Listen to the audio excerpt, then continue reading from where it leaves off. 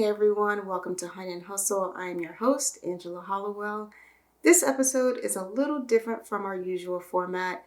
It's not really a structured interview. It's really just a recorded conversation that I'm having with my friend Flo, who is also a podcaster and a creative business owner.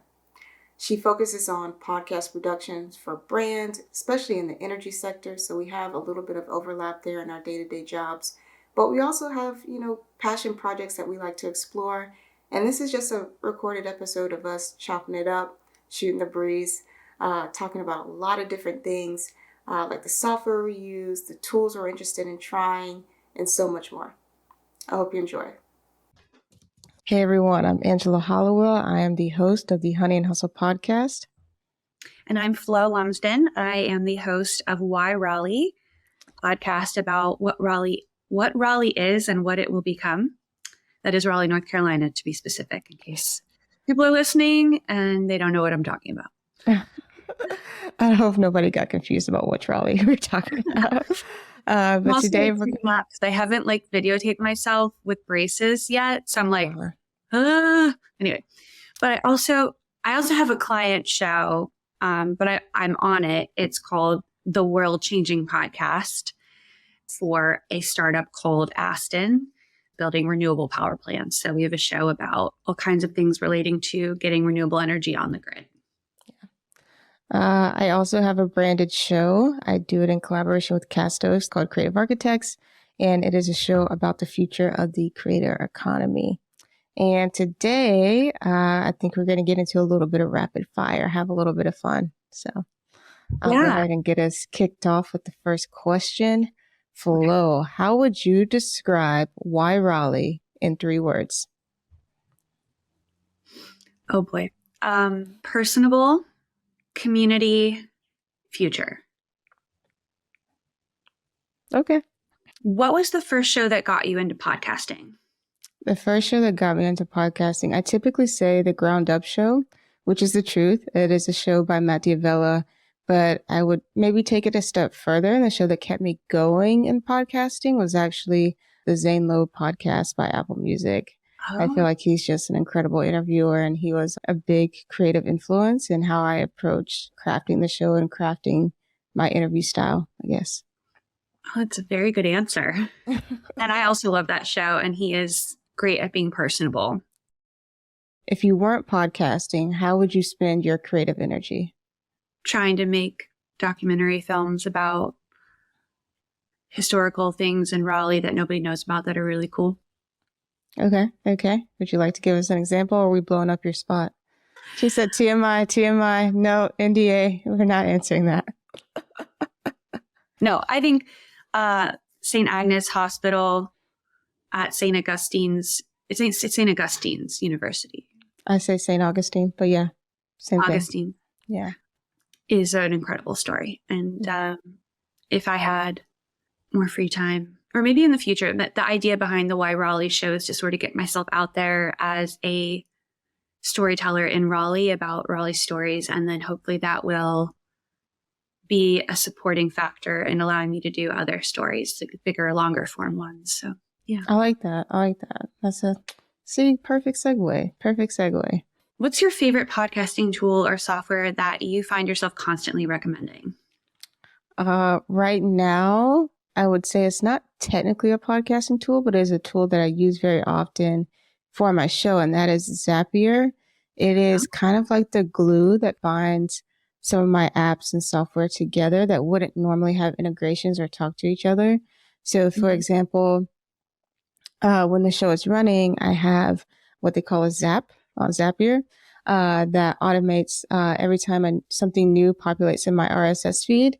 I'll automatically have a post that goes to LinkedIn with some pre-filled text and some slots for the title and description of the show and links to go check it out. So that's something that I have really been enjoying, and I think a lot of people would benefit from. So awesome. Yeah, I've never heard of it. Or maybe I have, and I just didn't know what it was. So thank you for telling me about that. What's your biggest accomplishment as a podcaster?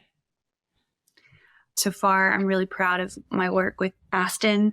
We have used the podcast to grow their network, raise funds, build trust within the renewable and power grid modernization industry, which is allowing them to do really cool deals. So it's a soft sell tool. We found that the podcast has supported what they're doing in ways that we didn't expect. And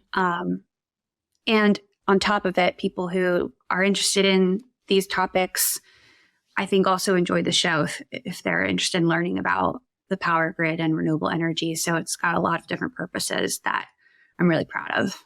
Who is a creative figure or podcaster that you look up to and why? Right now, I guess technically the answer is two. I've really been diving deep on the Colin and Samir show.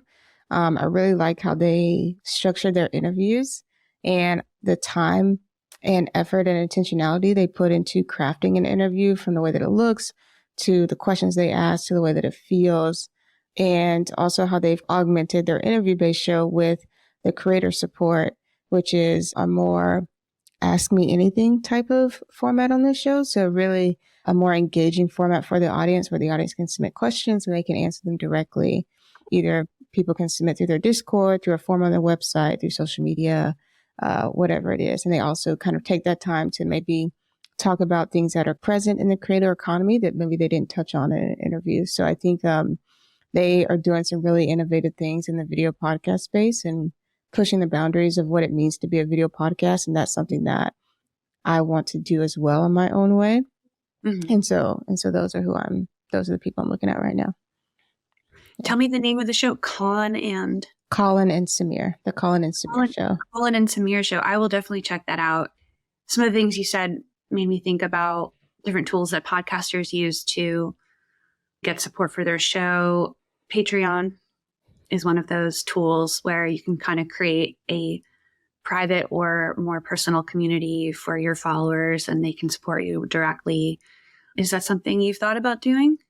It is. Yeah. I have a Patreon. It's not super live. We're still making some tweaks to it, but I'm really excited about some of the new developments and features that have come to Patreon. And I think that they've really taken the steps to listen to both the fans and supporters, but also the people who create and use Patreon to support their creative work to see how they can make it better. And so it's always awesome to see when a tech company actually listens to its users and provides features that people have been asking for.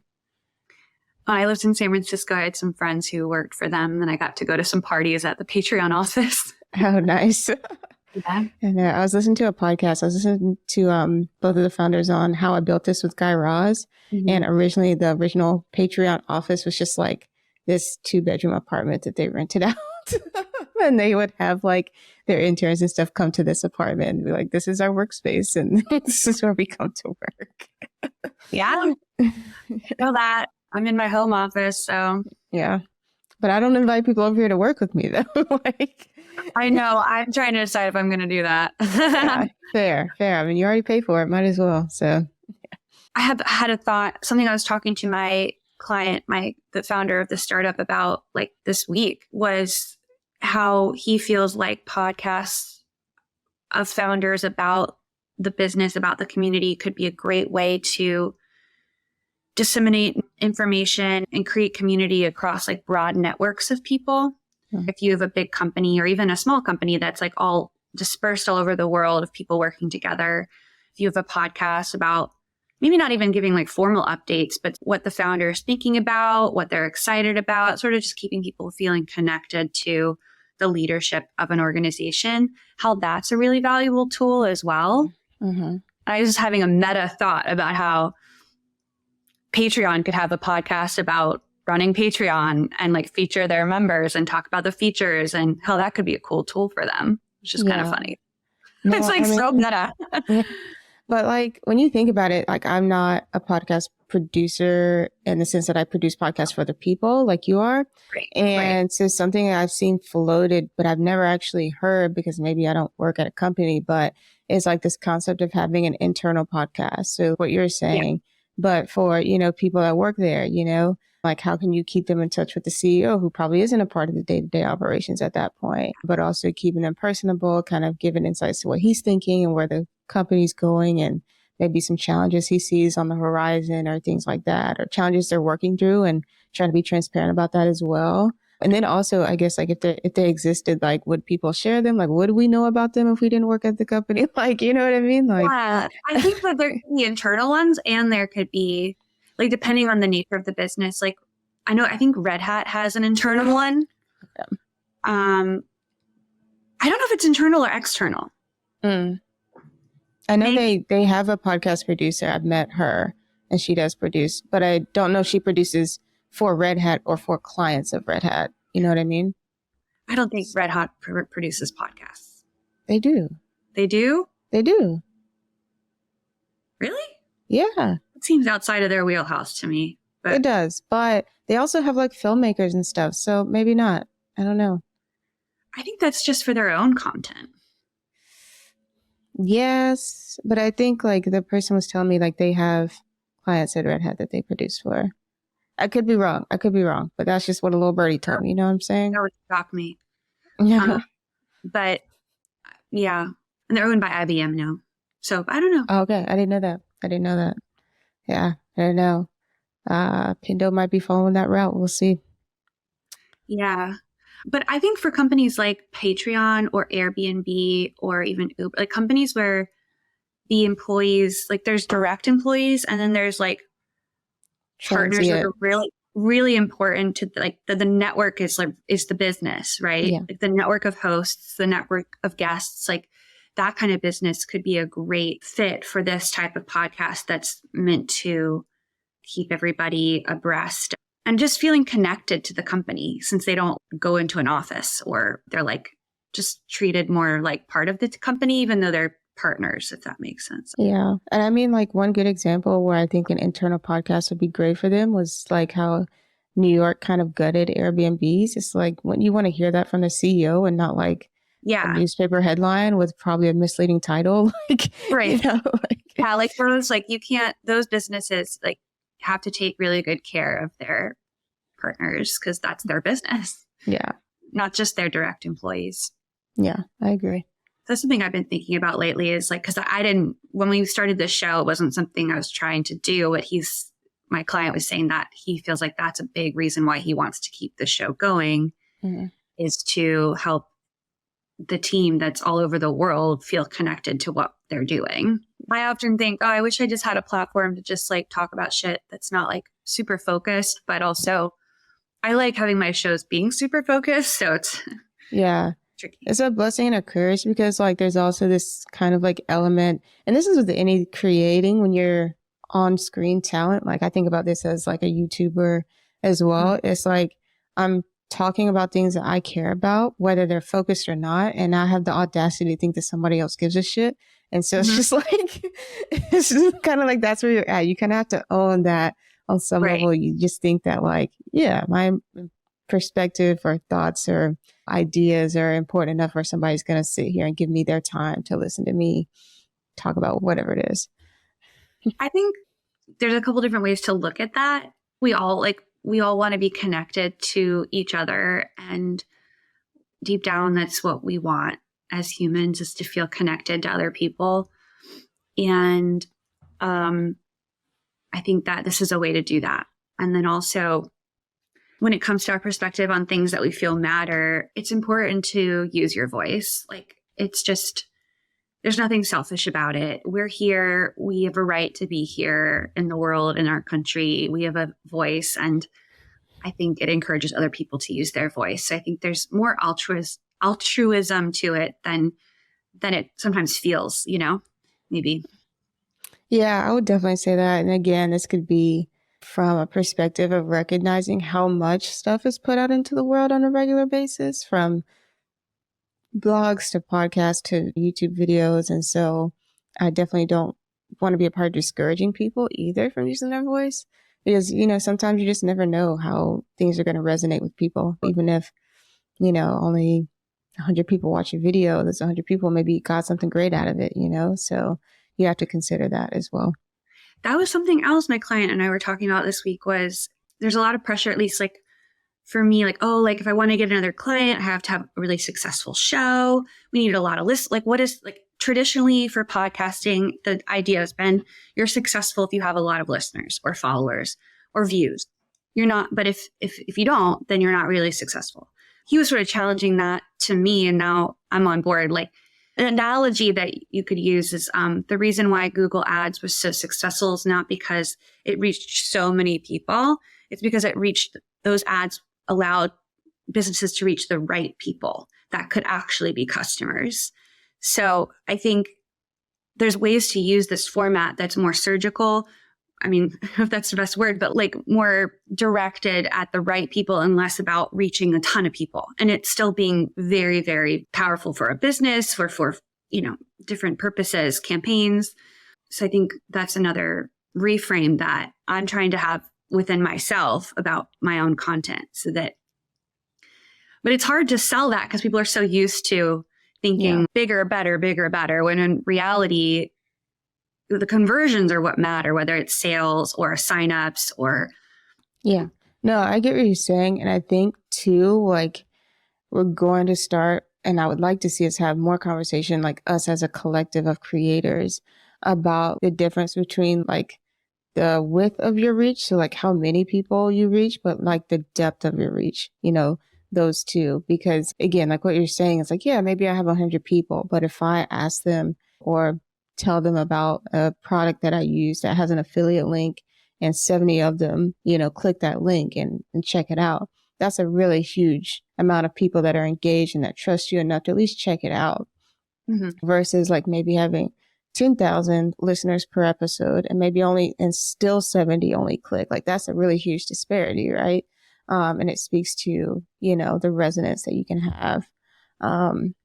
That's really what's going to be important in the long run. And I don't know if we're at a place collectively as a creative community where we're like really talking about how we're telling the context of numbers and the context of stories right now, because maybe not everybody is using or tracking that type of data that would speak to the depth of the relationship you have with your audience.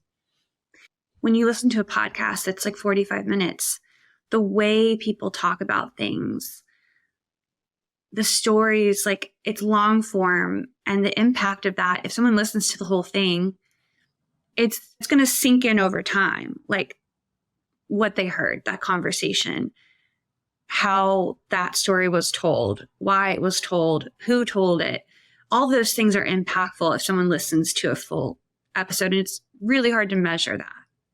Dude, I literally was up last night thinking about that. So yesterday I had Ninth Wonder on the show, which is like a huge win for, my show.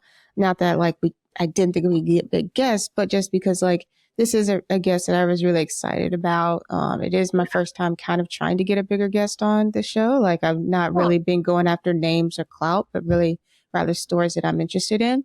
Yeah. And, I was doing my research, doing my prep. I did custom rapid fire questions for him. So I broke my own rules in terms of like treating everybody the same. We're not going to go there. But at the end of it, I'm still thinking about, I crafted it a certain way. I think it went really well. I think it went the way that I wanted it to go. But, even at the end of that, I'm thinking about, oh, we didn't really dive into this. We didn't really get to explore that. This was a really big gap on his previous interviews that I really didn't ask about because I didn't think he would feel comfortable sharing all these other things, all these other different directions I could have taken, our conversation, but I just didn't. And, at the end of the day, like I said, I'm still satisfied, but that is something I think about. It's like a conversation, especially with a bigger person who maybe has a bigger digital media footprint, who's done a lot of bigger high profile interviews that are searchable, that you can reference. Like you would think it would be easier because you have so much information to pull from, but it also makes it hard for you to determine like what is going to be one, interesting to me, what's going to be valuable for my audience. And then two, what are things that I'm interested in that may not really be relevant to the premise of the show, right? So like, yes, tangents are going to happen, but like how many tangents am I allowing to happen by guiding the conversation a certain way? So like, these are all the things that I think about constantly. That sounds so nerdy, but I think like in advance, like just kind of riffing off of what you said, there's a lot of different types of approaches for podcasts. You could send them the questions in advance. You could not send them the questions in advance. You can talk to them for 15, 20 minutes before and make sure you have a sense of like what they want to talk about and what they don't want to talk about so that you go in with sort of like an idea of what the conversation might be. or you could not do that.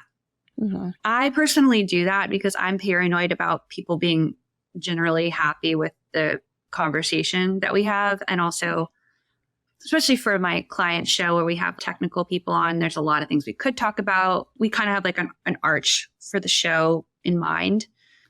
But yeah, I mean, you don't want to take away from the organic potential excitement of a first time conversation by pre-rehearsing it too much or talking about it in advance too much. I think that if you can, that's like a skill.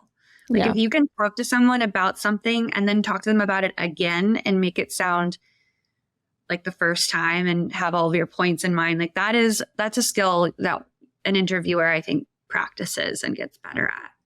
Yeah. And that's something that I've been putting into practice, I would say this season and a little bit last season. Like I've had repeat guests on the show. And a lot of times, well, really every time that I've done it so far, or even thought to invite someone back on the show, it was because I noticed that they had made significant strides since the last time we talked, right? So I wouldn't just be regurgitating the same interview. We'd be talking about what they've been doing since I last spoke with them and getting maybe a little bit deeper than maybe I did the first time on certain things because I probably have an established relationship with them. And that's something too that I pride myself on the show, which is like, you're not just coming on the show so I can get clout. You come on the show and I am in your corner for life. Like I'm going to support you for life. You know what I mean? You're having a grand opening. I'm there with my camera, ready to buy something, whatever the hell it is. Like kind of a friendship. If that's what it is, like, that's what it could be, then you're like totally open to that. Yeah. So that's kind of the approach. And I am really good friends with them. They call me, they text me, like I have, show guests. I do that all the time. Send me grants. We talk to each other all the time. But one thing I will say in terms of like prep. So like, yes, I did all that for Ninth Wonder and I do something very similar for most people. Do I send my guests all of that? No, I don't. I never do. And I've had some marketing, managers. I hope they're not watching this right now. I've had them badger me like repeatedly, like, hey, can you send me questions? Hey, can you tell me what this is going to be about? Mm-hmm. I will cave and at least tell people the theme, like some of the things we'll be talking about. I do not give specific questions. I do not let marketing managers view the first draft. I don't let them view any draft. You see it when everybody else sees it. And that sounds really harsh, but like my whole thing is why create a show where somebody else dictates the outcome? Like I do try to talk to the guests. And in terms of just like making it better, one thing that I heard Tim Ferriss say that he does is when he books a guest, he says, hey, like, what would make this a win for you?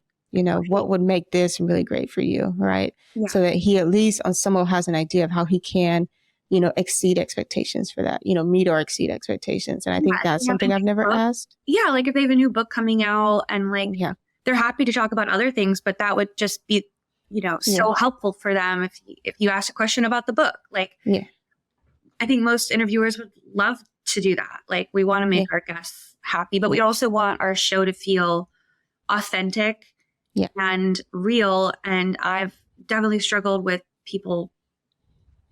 I've learned some lessons lately with people that want to over edit my show or the show. And I'm like, I don't like this anymore. Right. Like this doesn't feel like we're taking all of your personality out because you don't like it. Like, but that's your personality. Like, sorry. There's definitely like that, especially with a video podcast, which I think like why Raleigh is not at this moment, but maybe in the future. But like, like I'm a lot less hard on like the ums and the uhs because I feel like when you're watching someone speak, that is a normal speech pattern, right? Yeah. Maybe when you're listening and you're in the car or you're cleaning, you don't want to hear somebody going, for like, but like, that's not, like, it's not noticeable because you're not watching them do that. You know what I mean? So for all intents and purposes, you think they're just talking normally if it's edited well. And I think for a YouTube video or anything with video format, like there's definitely some benefits to realizing the difference between done and perfect and like being okay with everything not being perfect because perfect is like so unrealistic. And then, the thing is like, if you come on the show and it's your first time being on a podcast and it's the first time you don't really record yourself talking very much, you're probably going to talk in a way that you're probably going to say things and do things that you're like, oh, I wish I had done that different because it's not something you do regularly. So you're going to get better at it. but also you can't expect the podcast host or producer to like change everything for you. Yeah. I think it's weird. Like one thing too that I'll say another reason I don't send people drafts or let them review things ahead of time, because sometimes like it's jarring to see yourself on camera, especially if you're not on camera very often. Mm-hmm. And I think when I just put it out there with the promise that I'm going to do everything I can to make it incredible and show you in the best light possible, based on our conversation and interaction, I think one, the realization that they have to accept that it's out there. So like that helps smooth over this like initial, like, any kind of negative reaction they may have. And then the other half is like, this is how people see me talk all the time. And I got to do it with somebody that I'm super comfortable with. Right. Mm-hmm. So I think like just really, the host of a show has a lot more power than I think a lot of people think, in creating a good experience for the guest and for the viewer. So yeah, it's definitely something I've been kind of spoiled with my client because he's just trusts me implicitly, and he'll have a note here and there, but it's normally having to do with like something scientific or something topical that's like right, or that we need to adjust because we realize it wasn't correct, like factually or something. But it's not like how he sounds or the way he's talking. Like he lets me do my thing and he accepts what it is. So now that I'm doing the Why Raleigh show and I'm interviewing a bunch of different people that I don't know as well, and they have different requests or expectations, it's trickier. I'm like, I don't want to upset anyone, but I also have to, it's also still my show. And so I guess the thing is, if you accept being on a show, you just have to like, that's your choice. You can also say no to being on a show, right? But to your point too, something I'll say that I'm kind of noticing it maybe a little more clearly now that I've just started a new show. So Creative Architects came out in August, which is kind of close to the time frame of Why Raleigh, which also came out this fall, is like when you have a new show and people don't have previous examples that they can look at, they're much more reluctant to get on, especially people who are like, I won't say seasoned, but just like experienced people with being on interviews, because they're just like, if I don't know what I'm getting into, I'm probably not going to say yes. I'm going to let you get a few interviews under your belt, and then I may circle back or may just express interest for the next season or whatever it is. And I, on some level, have to respect that, because I appreciate people who are willing enough to do their research into like what the show format is and like what my interview style is and what the quality of the show is, to see if that's something that, would ultimately, I won't say would be worth their time, but something that they would be interested in. And, it's a harder sell. It just is. And I, will often point people, at least because I have Honey and Hustle, I'll point people to that and be like, well, it's going to be in a similar format, a little bit shorter. This is still me, still the host, like still my personality. That's not going to change. Right. But, I just feel like that sell is harder. And I don't know how to get around that if you're a new, interview-based show. Just don't. It's just finding people that trust you. Some growing pains. I'm just going through some growing pains. And one thing I do like about working with clients is you have like a client that you like. You have a team, you guys came up with the idea for the show together. They're invested in it. They're spending money on it. So like they're, obviously like on board. Right. And they can help you deal with the guests that you guys bring on the show together, versus when you're just on your own with your own show, it can feel a little bit more like everyone's like, just feels a little more like more pressure to make everybody happy or to deal with that for some reason. I would say this year, especially, like really probably last year as well, when I started saying, okay, like I want to be a little more serious. I want to invest more in the team around the podcast. Like I don't want to be editing everything, like, all that type of stuff. That's when I started also taking the quality of the relationships that I have with guests a little more serious too. Because I was putting my own money into the show again. Well, not again, but like I was already putting my time into the show, but now I'm putting time and money. So it's a bigger level of investment for me and emotionally, because I was starting to think differently about the show as well. And now, like, I also think about like guests who are hard to book, like thinking critically about like, how far am I willing to go to have a certain guest? Like, do I just need to say like, this isn't the right time, or this isn't maybe the right guest? Or if I have guests that don't seem to be excited or only seem to be interested in using my show as like a PR piece for them, a part of their portfolio. Like, I'm not a billboard, not an advertiser, and I have to be, be upfront about what I need to get out of the show to be happy with it, which is not to Right. be feeling like I'm sold to. Right. Like, we don't want a TED talk about their business. It's going to be organic, which is one of the good things about not sending certain people your questions in advance. Because we had a guest on the World Changing Podcast show who does a lot of talks, like big talks at conferences and stuff. And he represented a big company. And so we sent him the questions in advance, but only the day before or the night before. So, and we had met and talked with him in advance about what we wanted to talk about. So we had definitely talked with him before. So we kind of knew what we wanted to talk about, but we avoided it sounding rehearsed because it was still, I mean, I don't know if he would have rehearsed it if we'd given him the questions in advance, but he might have, because that's what he does a lot. It's like one of the things he does. So, yeah. But then other times I've been interviewed and I didn't prepare my questions and I bombed it. Like, I was like, I wish I had thought about the answers before, not so they were scripted, but just so that I knew what I wanted to say. So I don't know. It can kind of go both ways, I guess.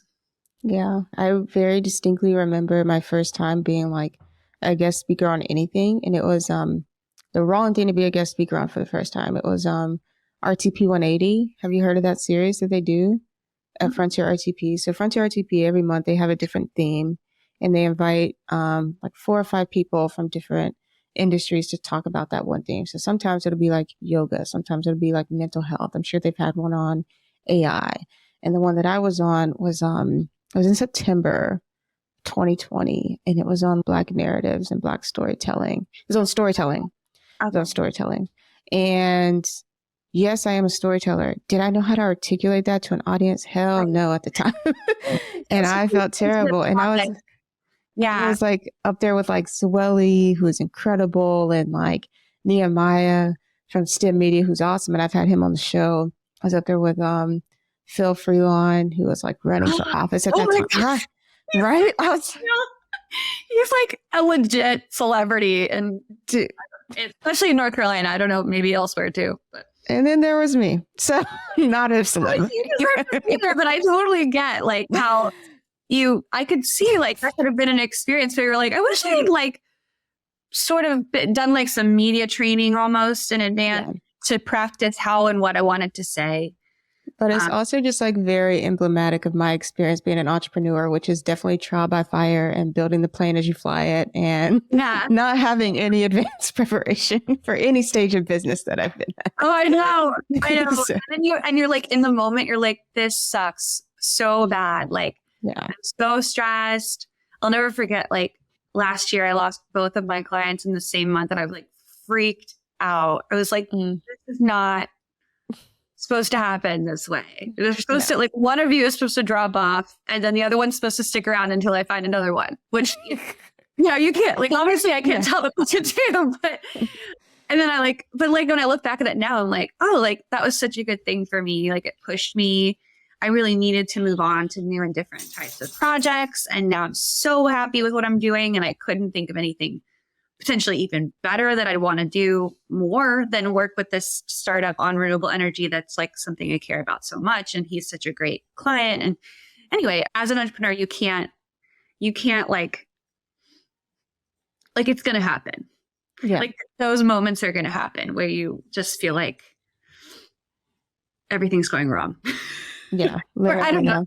That wasn't one of those moments. I don't think, but I was just sort of like, I sort of jumped there from what you said about like feeling like, no, that's definitely how I felt. Flying the plane building. Definitely. I was just like, Lord Jesus, why?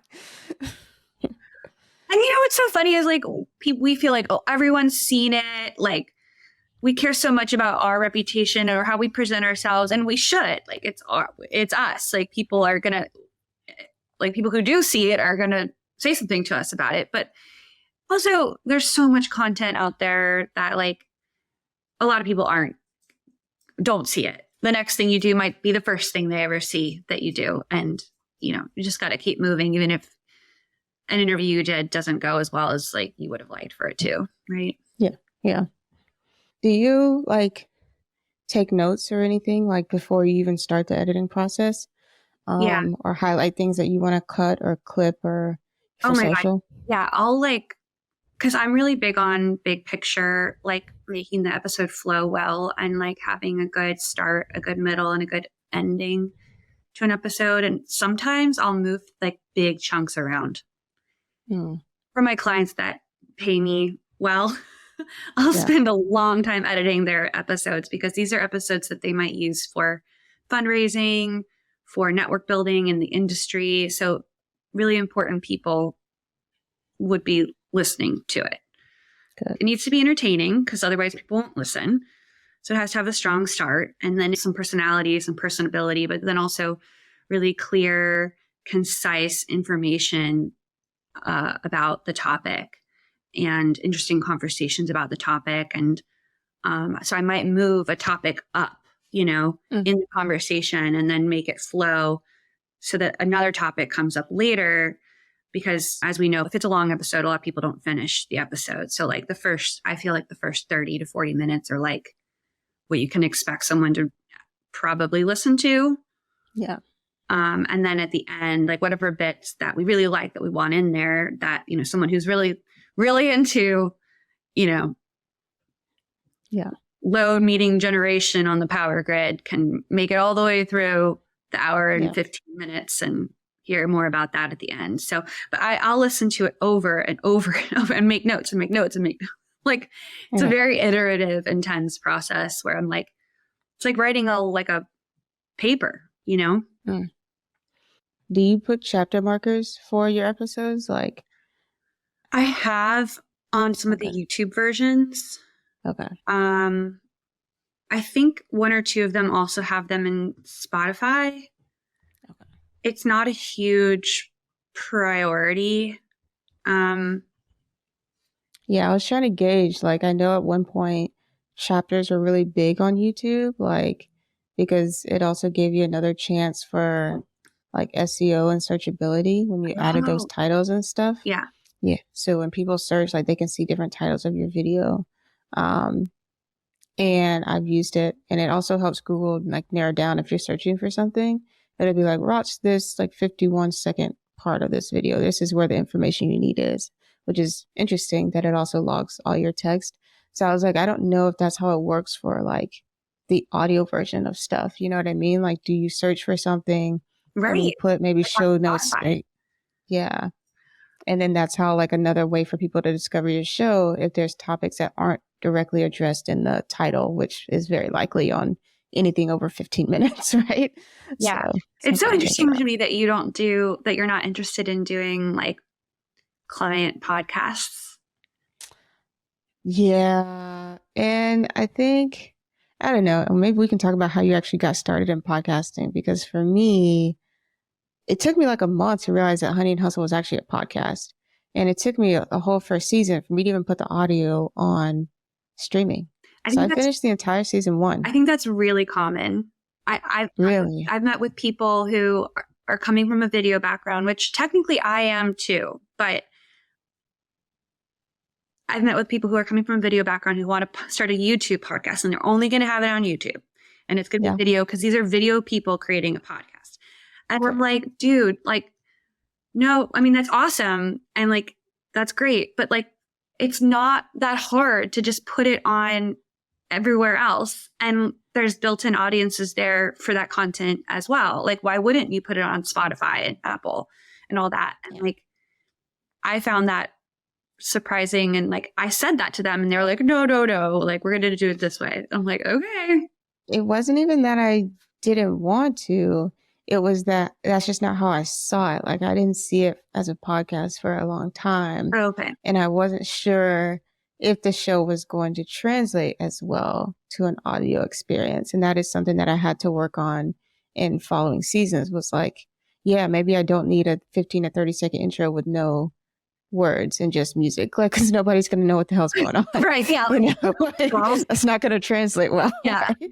So there is definitely, even from a creating standpoint, there was an adjustment there. But, for me, Yeah, I just started this as like a love thing. Like people didn't even know what I did. Like there are people that came on my show for the entire first season and they thought all I did was that show. They had no idea that I was a filmmaker. Like they had no idea I was a photographer, you know? Mm-hmm. And I did social at the time. They had no idea I did social media management and strategy. So it was like strictly like, this is about you. This is about creating a platform for other founders and entrepreneurs. This isn't about me. I didn't talk about myself really at all. Mm-hmm. Like straight up, just like super humble beginnings and just pure intentions, you know? Mm-hmm. So when I think about, and when I created it at the time, as a pandemic show, and I was like, I just want a way to flex this muscle like every week, you know? Like I want to be creating something. Yeah. And it's easier. Let's say it's easier, but I would be forced to be more comfortable with being on camera if I had somebody else there with me. And that was also something I wanted to work on, which is like being more comfortable being on camera, because it was really daunting for me creating YouTube videos by myself in a room, like, and hearing myself talk and seeing my mannerisms. Like that was really weird. And it took me a long time to get through that because I was editing all my own stuff. And so like when it came time for people to be like, hey, can you produce this for me? Number one, I felt like I was out of the gate pricing myself out of the market, and still definitely am to this day because of how much I know that I've invested into my gear, how much of expertise I'm bringing. You know, these aren't cameras that I got for podcasting. These are cameras I got to make films. Like these are not cheap cameras. Like the expertise that I have in editing long form stuff, like I just felt like I was pricing myself out of the market. And two, like it wasn't really stuff that I wanted to do. It wasn't really stuff that was a creative itch for me. You know, the creative process that makes it fun for me is the curation, is the hosting, is the planning, is the creative direction, is the look and feel of creating a completely new brand, you know, because your podcast is a brand. And so like, those are the things that make it fun for me. And when I don't have creative control over things like that, and I have to do the stuff that I don't like to do, which is the editing and the guest outreach and all the damn follow-up, excuse my language, but like, you know, like that's not what makes making a podcast fun for me, you know? Making the podcast fun for me is the other stuff. And so that's kind of why I just like, yeah, I could, like, yeah, but that's somebody else's bag to make. Like, you know, I have full faith somebody else is going to have a great time doing that stuff. Summarize that again. You summarize that last part. What's somebody else's? Oh, somebody else's bag? Like when I say somebody else's bag, what I mean is like, there's a lot of ways to make money. That's not the way for me to make. I don't feel like that's the way for me to make money. And I'm completely okay with that. Like that's somebody else's, that's, you know, that's an avenue for somebody else, not for me. So you're talking about clients that you were happy, you were okay with passing by. Yeah. But you're not. How does this connect to the podcast and how you were? Because that's something I did for me, you know, with no expectation of it ever making money. I'm glad that it has now because it's just expensive to do, but, and to do well, but that wasn't the goal. It wasn't like, yeah, I want to blow up making podcasts. Like that was not my original goal. It was really just like, I want to create something. I want to have fun creating something. I want to challenge myself as a creator, and I want to make something incredible. And even to this day, that's still the goal. When I wake up, like, I'm happy my bills are paid, but I'm really just worried about like making the best stuff possible. You're very pure and you're intense. Which kind of goes against the businessy thing. I'm over here like strategy. What can I say is going to get to my next client? And you're like, I just want to interview business people and connect with people and make interesting stories. And like, I do too, but I have had such a hard time making money trying to do that I'm sort of temporarily given up on just making the art that I want to make. And I've decided to do more businessy stuff because, well, I can do businessy stuff that I care about, which is environmentally focused, but I have to think strategically about how everything I'm doing is going to help me make money. Yeah. I mean, like, and I say that this is definitely related to podcasting. Like filmmaking is a little bit different. I will say, you know, like in complete honesty, you know, I started off as a photographer, and even in the music industry and wedding industry, you know, I started seeing like there are benefits to knowing how to do both.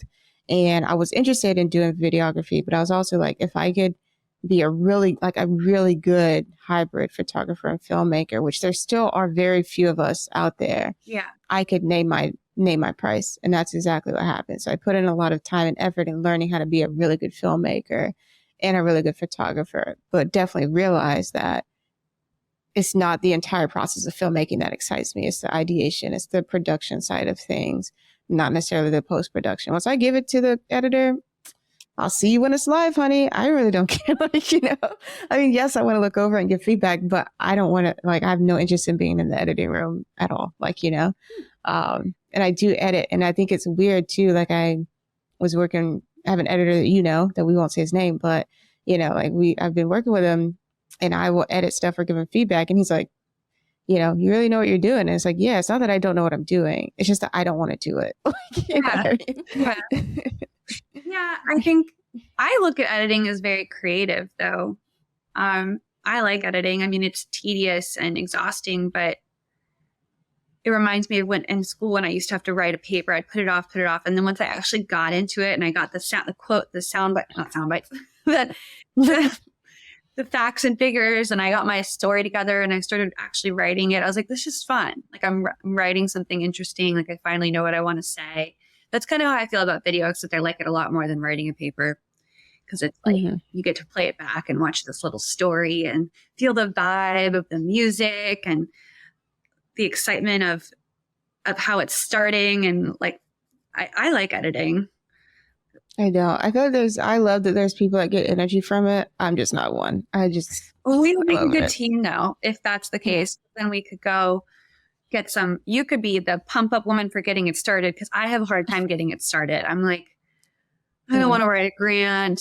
Like, but then once it's going, I'm like, okay, let's schedule the shoot. Let's get the people. Let's book the interviews. Let's collect all the content and then organize it and then edit it. And then I get excited once the ball's rolling. So maybe if we do a project together, you could be more of the ball initiator. And that would be helpful because I'm not always the best with that. Okay. Yeah. I definitely am an initiator. Like, have a run list of projects ready to go that I'm all equally excited about. So